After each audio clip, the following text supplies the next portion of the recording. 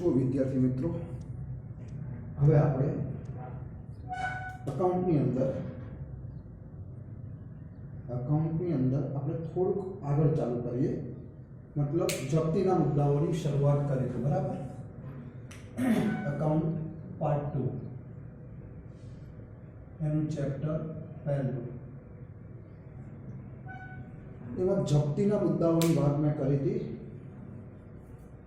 તો દાખલા નંબર 12 એમાં 3 દાખલા હતા, એ 3 ગણાયા હતા। ખાલી જપ્તી અને ફરી બહાર પાડવાની આમનો લખવાની હોય। પછી દાખલા નંબર 13 એમાં પણ 3 દાખલા છે, 12માં જેવા છે, એમાં એક દાખલો ગણાયો હતો, બીજા બે જવું આગળ વધીએ। તો દાખલા નંબર 13 એમાંનો બીજો રકમ જોજો, દાખલા નંબર 13 એમાંનો દાખલા નંબર બીજો રકમ એવી છે કે રમેશ 10 રૂપિયાનો એક એવા 600 ઇક્વિટી શેર ધારણ કરે છે। હવે કંપનીને અરજી સાથે 3 રૂપિયા અને મંજૂરીના 2.5 રૂપિયા ચૂકવે છે। એટલે ટૂંકમાં રમેશ 600 શેર ધરાવે છે, દરેક રૂપિયા 10નો। અરજીના 3 રૂપિયા એ કંપનીમાં ભરે છે, મંજૂરીના 2.5 રૂપિયા 2.5 એ પણ ભરે છે, પરંતુ પ્રથમ હપ્તાના 2 રૂપિયા ભરતો નથી। તેથી કંપની આખરી હપ્તો મંગાવતા પહેલા તેના શેર જપ્ત કરે છે। કંપનીએ પહેલો હપ્તો 2 રૂપિયા માંગ્યો પણ એને ના ભર્યો, તો કંપનીએ તરત ડિસિઝન લઈ લીધું કે હવે આનો આખરી હપ્તો માંગવો નથી। આખરી હપ્તો માંગવો જ નથી, એની પહેલા જો આખરી હપ્તો મંગાવતા પહેલા કંપનીએ તેના શેર જપ્ત કર્યા અને આ શેર 4 રૂપિયાનો વટાવ આપી અને ફરી બહાર પાડ્યા, ફરીથી 4 રૂપિયા ડિસ્કાઉન્ટ આપીને બહાર પાડી દીધા, તો આવી તમારી રકમ થાય। દાખલા નંબર એનો બીજો, રૂપિયા 10નો એક એવા 600 શેર જપ્ત થાય છે। હવે 10 રૂપિયાનો થોડો હિસાબ આપી દઈએ કે એને અરજી સાથે કેટલા રૂપિયા ભરેલા છે? 3 રૂપિયા, અરજીના 3 રૂપિયા અને મંજૂરીના 2.5 રૂપિયા, મંજૂરી 2.5 આ ભરેલા છે, પરંતુ પ્રથમ હપ્તાના 2 રૂપિયા ભર્યા નથી। તો તરત જ આખરી હપ્તો તો મગાવતા જ નથી કંપની અને એના શેર જપ્ત કરી લે છે। તો પહેલી જપ્તીની આમનોંધ લખવી હોય તો પહેલા જપ્તીની આમનોંધ આવી થાય કે ઇક્વિટી શેર મૂડી ખાતે ઉધાર, ઇક્વિટી શેર મૂડી ખાતે ઉધાર, તે ઇક્વિટી શેર જપ્તી ખાતે અને તે બાકી પ્રથમ હપ્તા ખાતે। તો આવી જપ્તીની આમનોંધ થાય, ઇક્વિટી શેર મૂડી ખાતે ઉધાર, તે ઇક્વિટી શેર જપ્તી ખાતે અને તે બાકી પ્રથમ હપ્તા ખાતે।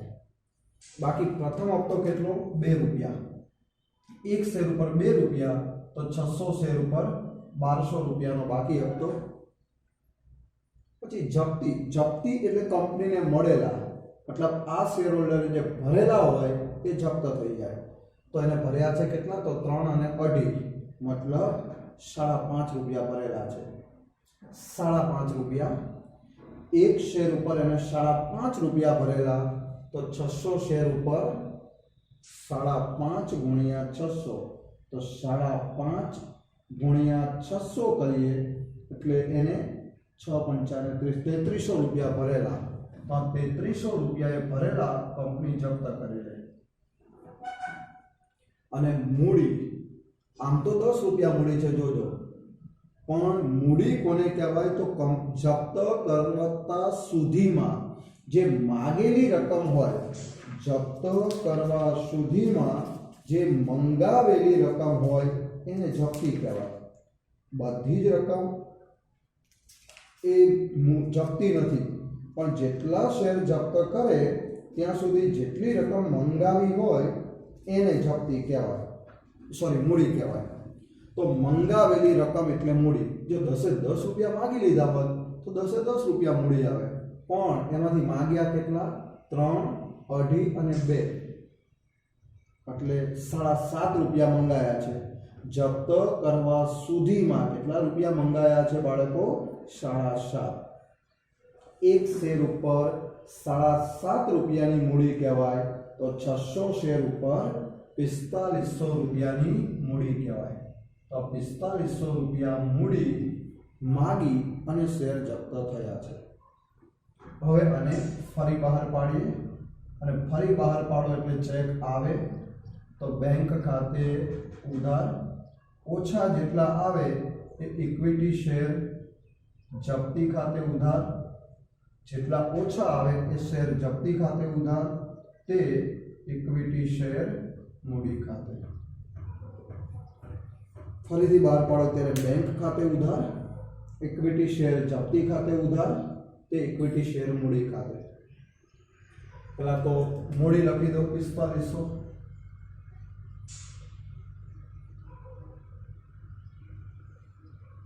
હવે કેટલા રૂપિયામાં બહાર પાડે એવું નથી આપ્યું। જુઓ બાળકો, ફરીથી બોલે છે 4 રૂપિયાનો વટાવ એટલે એક શેર ઉપર 4 રૂપિયા ઓછા। એક શેર ઉપર 4 રૂપિયાનો વટાવ એટલે 4 રૂપિયા ઓછા। હવે એક શેર ઉપર 4 રૂપિયા ઓછા હોય તો 600 શેર ઉપર 2400 રૂપિયા ઓછા। 2400 રૂપિયા ઓછા લીધા તો આ શેર કેટલામાં બહાર પાડે? આમાંથી 2400 બાદ કરી દઉં તો 2100 રૂપિયામાં આ શેર બહાર પાડ્યો હશે। કેટલા રૂપિયામાં બહાર પાડ્યો હશે? 2100માં। અને હવે છેલ્લે જપ્તી ખાતું બંધ કરી દઉં।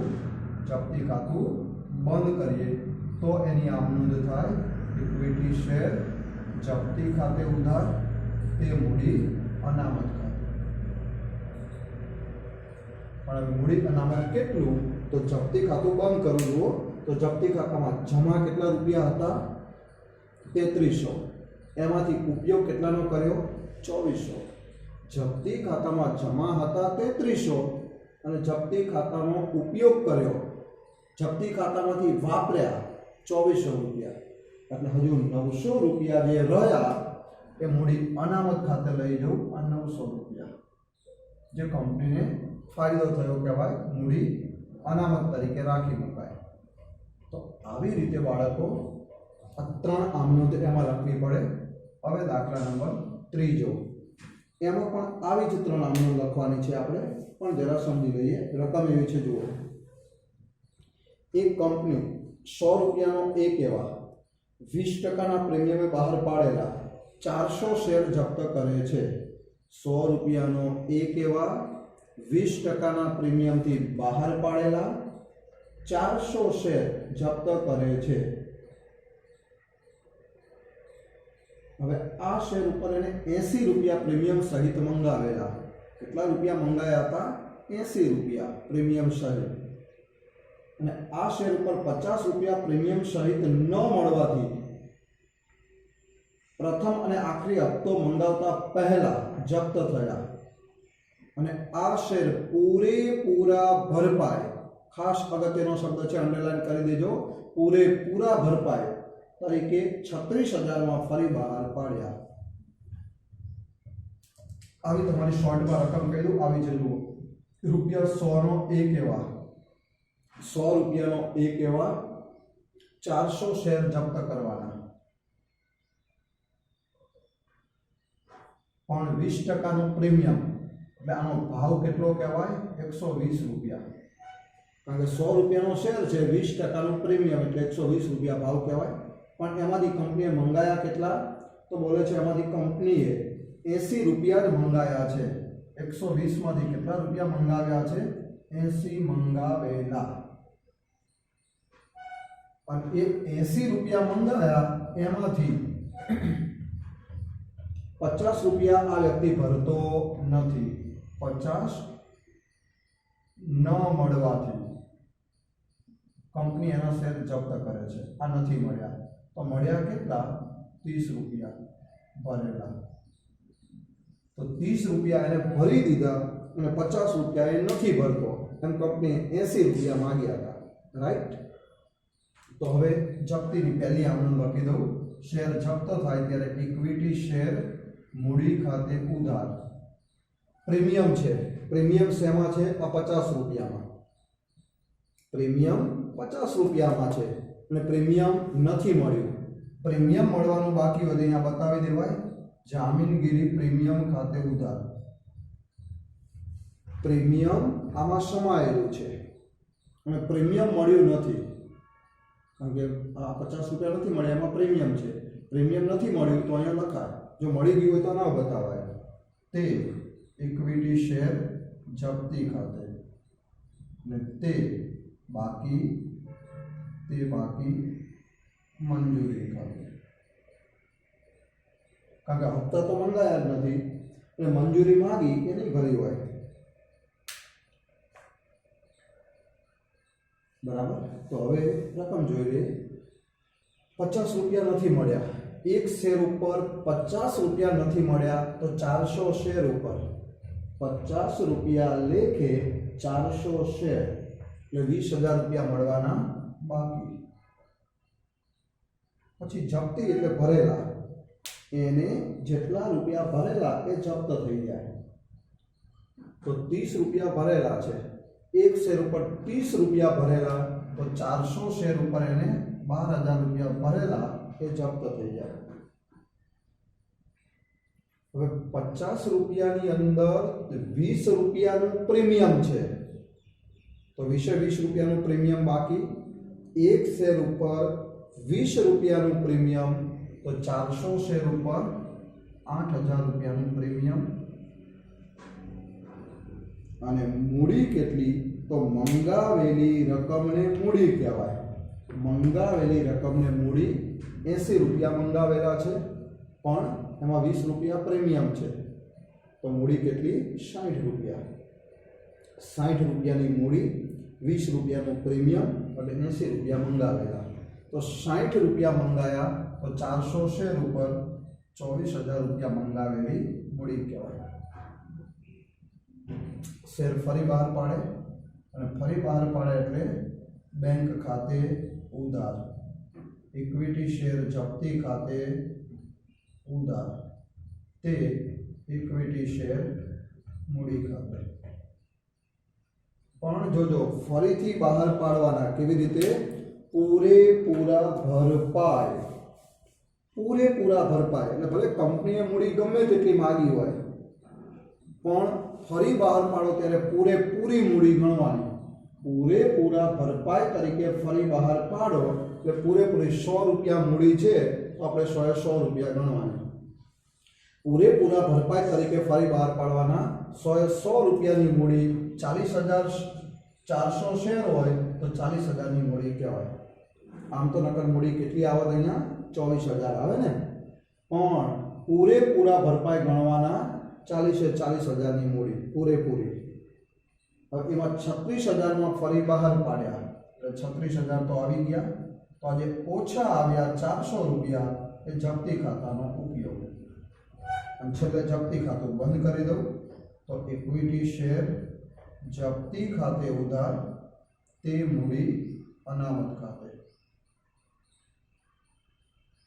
જપ્તી ખાતામાં જમા હતા 12,000, એમાંથી વાપર્યા 4,000 તો 8,000 રૂપિયા એ જપ્તી ખાતું બંધ કરી અને રિઝર્વ ફંડ મૂડી અનામત તરીકે રાખી મૂકવું પડે ને.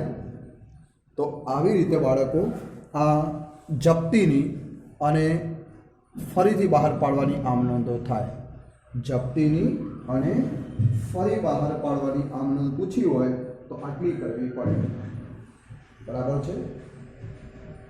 તો ખાલી જપ્તીની અને ફરી બહાર પાડવાની આમ નોંધોની વાત તો અહીંયા કમ્પ્લીટ થાય છે. પણ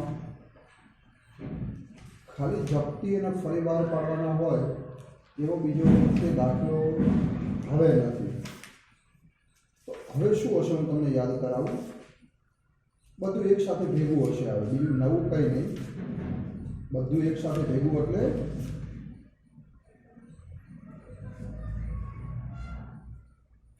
અહીંયા ખાલી જપ્તીના મુદ્દા પૂરા થઈ જાય છે. બરાબર. હવે એમ કહું છું કે બધી આમણું ભેગી આગળ આપણે 6 ભણીને આવ્યા. અરજી મળે, અરજી ખાતું બંધ કરો, મંજૂરી માગો, મંજૂરી મળે, હપ્તો માગો, હપ્તો મળે. આ 6 મુદ્દા તો આગળ ભણીને આવ્યા છો, એ 6 તો ખરા. પછી 7મા નંબરે જપ્તી, 8મા નંબરે ફરી બહાર પાડો, 9મા નંબરે જપ્તી ખાતું બંધ કરો.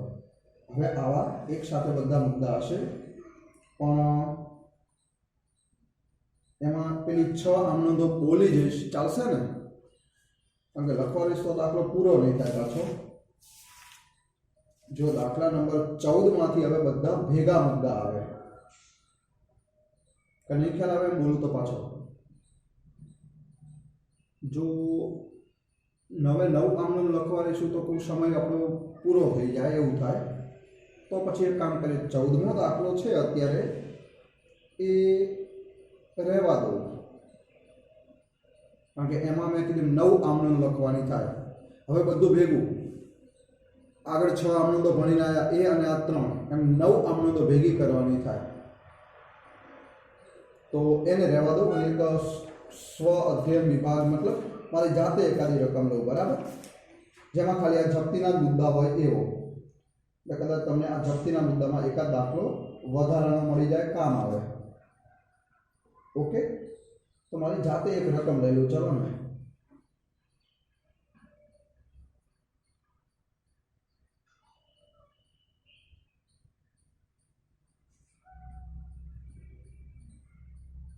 સાંભળજો, આ ટાઈપનો છે. તો રકમ એવી છે કે જપ્તીની અને ફરી બહાર પાડવાની આમનું લખવી છે, બરાબર. હવે એક કંપનીએ 100 રૂપિયાનો એક એવા 20,000 ઇક્વિટી શેર 130 રૂપિયા લેખે બહાર પાડ્યા. આ દરેક શેર ઉપર 90 રૂપિયા પ્રીમિયમ સહિત મંગાવેલા. એક શેર હોલ્ડર કે જે 300 શેર ધરાવે છે એને 70 રૂપિયા ભરેલા છે પ્રીમિયમ સહિત, અને બાકીના ન ભરવાથી એના શેર જપ્ત થયા. અને આ જપ્ત કરેલા શેરમાંથી 200 શેર 80 રૂપિયા લેખે પૂરેપૂરા ભરપાઈ તરીકે ફરી બહાર પાડ્યા એમ માની અને આપણે કંપનીના ચોપડે આમ નોંધ લખવી છે. કંપનીના ચોપડે આમ નોંધ લખો, આવો આપણો પ્રશ્ન છે, બરાબર. ફરી એક વખત રકમ વાંચી લો એટલે તમને ખ્યાલ આવશે. શું કહે છે? 100 રૂપિયાનો એક એવા 130 રૂપિયા લેખે બહાર પાડેલા શેર. 100 રૂપિયાનો શેર પણ 130ના ભાવથી બહાર પાડ્યો, એટલે 30 રૂપિયા પ્રીમિયમ. એક શેર હોલ્ડર કે જે 300 શેર ધરાવે છે એને એમાંથી 70 રૂપિયા પ્રીમિયમ સહિત ભરેલા. 70 રૂપિયા પ્રીમિયમ સહિત ભરી દીધા. અને આ કંપનીએ 90 રૂપિયા પ્રીમિયમ સહિત માગેલા. 90 રૂપિયા માગ્યા હતા, એમાંથી એને 70 રૂપિયા તો ભરી દીધા પ્રીમિયમ સહિત. અને બાકીના ન ભરવાથી કંપની એના શેર જપ્ત કરે છે, અને એમાંથી 200 શેર 80 રૂપિયા લેખે પૂરા ભરપાઈ તરીકે ફરી બહાર પાડ્યા. રકમ બહુ જ અગત્યની રકમ છે, આ ટાઈપનો છે એટલે જોઈ લઈએ. તો 100 રૂપિયાનો એક એવા 300 શેર જપ્ત. રકમ આપી દો, ટૂંકમાં આવી છે. રૂપિયા 100નો એક એવા 300 શેર જપ્ત. પણ કેટલાના ભાવથી બહાર પાડ્યા હતા? 130 રૂપિયાનો ભાવ, 30 રૂપિયા પ્રીમિયમ, બરાબર. આ રીતે. અને હવે એમાંથી કંપનીએ મંગાવ્યા કેટલા? 90 રૂપિયા મંગાવેલા. કેટલા રૂપિયા મંગાવ્યા હતા? 90 મંગાવેલા. અને એના બે પાર્ટ પાડી આપો, તમે સમજી શકો. એટલે આમાં પ્રીમિયમ કેટલું છે? 30 રૂપિયા. તો બાકીની મૂડી કેટલી હોય? 60 રૂપિયા. 60 રૂપિયા મૂડી માગી હતી અને 30 રૂપિયા પ્રીમિયમ માગ્યું હતું. 60 રૂપિયા મૂડી વત્તા 30 રૂપિયા પ્રીમિયમ, 90 રૂપિયા માગેલા. જેમ આમાં 80માં 20 રૂપિયા પ્રીમિયમ હતું, 60 રૂપિયા મૂડી હતી. ટોટલ ભાવ હતો 120, એટલે 20 રૂપિયા પ્રીમિયમ, એમાં 30 રૂપિયા પ્રીમિયમ. ઓકે. હવે કે છે આમાંથી કેટલા ભર્યા અને કેટલા નથી ભર્યા. તો બોલે છે આ વ્યક્તિ 300 શેર ધરાવનારો વ્યક્તિ કેટલા રૂપિયા ભરે છે? તો 70 રૂપિયા પ્રીમિયમ સહિત એને ભરેલા. આટલા જે માગેલા આમાંથી કેટલા રૂપિયા ભરેલા છે? એને 70 રૂપિયા ભરેલા, પણ પ્રીમિયમ સહિત. એટલે આમાં 20 રૂપિયા પ્રીમિયમ અને પ્રીમિયમ સિવાયની બાકીની મૂડી કેટલી? 50. આ ભરેલા એટલે 20 રૂપિયા પ્રીમિયમ ભરી દીધું અને 50 રૂપિયા મૂડી ભરી દીધી, તો 70 રૂપિયા એને ભરી દીધા. તો 70 રૂપિયા પ્રીમિયમ સહિત ભરી દીધા અને આ 200 શેર 80 રૂપિયા લેખે ફરી બહાર કાઢ્યા. ફરીથી બહાર પાડે છે, ફરીથી બહાર પાડે. કેટલા શેર? 200 શેર. જપ્ત કેટલા કર્યા હતા? 300. ફરીથી બહાર કેટલા પાડે છે? 200 શેર. કેટલા રૂપિયા લેખે? તો રૂપિયા 80 લેખે. રૂપિયા 80 લેખે. પણ કેવા ગણવાના? પૂરા ભરપાઈ તરીકે ફરી બહાર પાડ્યા. એમ માની પહેલી આમનો લખી દઉં, ઇક્વિટી શેર મૂડી ખાતે ઉધાર. હવે પ્રીમિયમનો દાખલો એટલે પ્રીમિયમ જોઈ લેવાનું. આમાં પ્રીમિયમ મળવાનું બાકી હતું તો મેં બતાવ્યું. આમાં પ્રીમિયમ મળી ગયું છે, પ્રીમિયમ ભરી દીધું છે તો નહીં બતાવું. તો તે ઇક્વિટી શેર જપ્તી ખાતે, અને તે જે બાકી હોય બધું તો તે બાકી હપ્તો હશે એવું માની લઉં, તો તે બાકી હપ્તા ખાતે. આમાં પ્રીમિયમ કંપનીને મળી ગયું માટે મેં નથી બતાવ્યું. આમાં પ્રીમિયમ મળવાનું બાકી હતું માટે મેં બતાવ્યું હતું. ઓકે, તો હવે બાકી હપ્તો જોઈ લઈએ પહેલા તો, અને કેટલા ભરેલા એ જોઈ લઈએ. હવે એને કેટલા રૂપિયા ભરેલા છે? ભરેલા છે 70 રૂપિયા. પણ પ્રીમિયમ સિવાય જે ભરેલા હોય એ જપ્ત થાય. પ્રીમિયમ સિવાય જે ભરેલા હોય એ રકમ હંમેશા જપ્ત થાય. તો પ્રીમિયમ સિવાય, કારણ કે 30 રૂપિયાનું 30 રૂપિયા પ્રીમિયમ છે. 30 રૂપિયા પણ 30 રૂપિયા પ્રીમિયમ, 40 રૂપિયા મૂડી, એમ 70 રૂપિયા ભરેલા. તો પહેલા તો જેટલા ભરેલા હોય એ જપ્ત થઈ જાય. તો પ્રીમિયમ સિવાય એને 40 રૂપિયા ભરેલા, તો 300 શેર ઉપર 40 રૂપિયા પ્રમાણે 12,000 રૂપિયા જપ્ત થઈ જશે. 300 શેર ઉપર 40 રૂપિયાની મૂડી ભરેલી એ જપ્ત થઈ જાય. પછી કંપનીએ કુલ કેટલા રૂપિયા મૂડી માંગી? તો ટોટલ 90 રૂપિયા માંગ્યા, પણ એમાં 30 રૂપિયા તો પ્રીમિયમ છે. તો મૂડી કેટલી માંગી? તો 60 રૂપિયાની મૂડી માંગી. કેટલા રૂપિયા મૂડી મંગાવી? 60 રૂપિયાની મૂડી. 60 રૂપિયાની મૂડી માંગી છે. જેમ અહીંયા 80 રૂપિયાની ટોટલ મંગાયા હતા, પણ એમાં 20 રૂપિયા પ્રીમિયમ હતું, તો બાકીની 60 રૂપિયા મૂડી હતી. આમાં પણ મૂડી કેટલી છે? 60 રૂપિયા.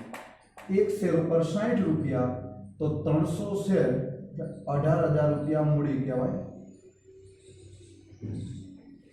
તો હવે 60 રૂપિયા મૂડી મંગાવી હતી, એમાંથી 40 રૂપિયા એને ભરી દીધા, તો ભરવાના બાકી કેટલા? 20 રૂપિયા. એક શેર ઉપર 20 રૂપિયાનો હપ્તો બાકી, તો 300 શેર ઉપર 6,000 રૂપિયાનો હપ્તો બાકી. એટલે ટૂંકમાં એને 20 રૂપિયાનો હપ્તો ભર્યો નથી. 20 રૂપિયાનો હપ્તો ભર્યો નથી, માટે કંપની એના શેર જપ્ત કરે છે. અને હવે ફરી બહાર પાડે એટલે બેંક ખાતે ઉધાર, ઇક્વિટી શેર જપ્તી ખાતે ઉધાર, તે ઇક્વિટી શેર મૂડી ખાતે. પણ કેવા ગણવાના છે? પૂરા એટલે 100 રૂપિયા. એક શેરની મૂડી 100 રૂપિયા, પણ ફરીથી કેટલા બહાર પાડે છે? 200 શેર બહાર પાડે છે, તો મૂડી 20,000 રૂપિયા. 200 શેર બહાર પાડે છે, પણ પૂરા એટલે 100 રૂપિયાની મૂડી 20,000. કેટલા રૂપિયામાં બહાર પાડે? તો 80 રૂપિયા લેખે 200 શેર, તો 16,000 રૂપિયા આવશે. તો આ જે ઓછા આવે એ જપ્તી ખાતાનો ઉપયોગ કહેવાય. 4,000 રૂપિયા જે ઓછા આવ્યા એ જપ્તી ખાતાનો ઉપયોગ. અને છેલ્લે જપ્તી ખાતું બંધ કરી દઈએ, તો તો ઇક્વિટી શેર જપ્તી ખાતે ઉધાર તે મૂડી અનામત ખાતે. જપ્તી ખાતામાં જમા કેટલા હતા? 12,000. એમાંથી વાપર્યા કેટલા? 4,000. તો હજુ જપ્તી ખાતામાં કેટલા રૂપિયા પડ્યા કહેવાય? 8,000 રૂપિયાથી આ જપ્તી ખાતું બંધ કરી દેવાય. 8,000 રૂપિયા એ આ શેર જપ્તીની પ્રક્રિયા કરવાથી કંપનીને નફો થયો ગણાય. કંપનીને નફો થાય છે આ જપ્તીની પ્રક્રિયા કરવાથી. કેટલો? તો 8,000 રૂપિયા. તો બાળકો અહીંયા મેં જપ્તી અને ફરીથી બહાર પાડવાના જે મુદ્દા હતા, જપ્તી અને ફરી બહાર પાડવાના જે મુદ્દા હતા એની વાત કહું છું, આપણે પૂરી કરીશું. બરાબર? એટલે અત્યાર સુધી આપણે શરૂઆતમાં 6 આમનન જોઈ. અરજી માગો, અરજી મળે, અરજી ખાતું બંધ કરો, મંજૂરી માગો, મંજૂરી મળે, હપ્તો માગો, હપ્તો મળે. આ 6 આમનોંધો પહેલા જોઈ હતી. પછી બધામાં 3 આમનોંધો જોઈ. શેર જપ્ત કરો, ફરીથી બહાર પાડો, જપ્તી ખાતું બંધ કરો. અને હવેના દાખલાઓમાં બધું ભેગું કરી દેવાનું. મતલબ બધામાં 9 આમનોંધ. અરજી મળે, અરજી ખાતું બંધ કરો, મંજૂરી માગો, મંજૂરી મળે, હપ્તો માગો, હપ્તો મળે. 6. 7મા નંબરે શેર જપ્ત કરો, 8મા નંબરે શેર ફરીથી બહાર પાડો, 9મા નંબરે જપ્તી ખાતું બંધ કરો. એટલે હવે દરેક દાખલાની અંદર આપણે 9 મુદ્દાઓ જોઈશું. બરાબર? અને તમારે પણ પરીક્ષાની અંદર જે દાખલો પૂછાય એમાં આ 9 મુદ્દાનો સમાવેશ હશે. એટલે કે અત્યાર સુધી ભણ્યા એ બધું હવે ભેગું કરવાનું થાય. ઓકે? તો આજના લેક્ચરમાં બાળકો આપણે આટલું કામ રહેવા દઈશું. આજના લેક્ચરમાં આટલું કામ રહેવા દો, બાકીની વાત નેક્સ્ટ લેક્ચરમાં કરીશું.